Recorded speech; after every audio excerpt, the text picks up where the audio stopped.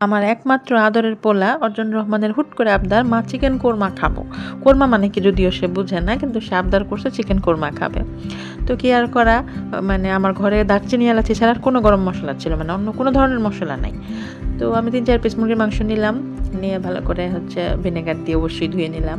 তারপরে প্রথমে পেঁয়াজের বেরেস্তা করে নিলাম। পেঁয়াজের বেরেস্তা করে সেটা তুলে রেখে তার মধ্যে চিকেনের পিসগুলো দিয়ে দিলাম সেই তেলের মধ্যে, দিয়ে ভালো করে ভাজা ভাজা করে নিলাম, মানে মোটামুটি ব্রাউন করে 80% ভাজা ভাজা করে নিলাম, রান্না করে নিলাম। তারপরে এর মধ্যে একে একে লবণ, জিরার গুঁড়া, ধনিয়ার গুঁড়া আর মরিচের গুঁড়া দিলাম। আর ওই যে গরম মশলা বলতে দারচিনির টুকরা আর এলাচি, তেজপাতা এই দিলাম। দিয়ে সেটা ভালো করে কিছুক্ষণ মশলাটা কষাইলাম।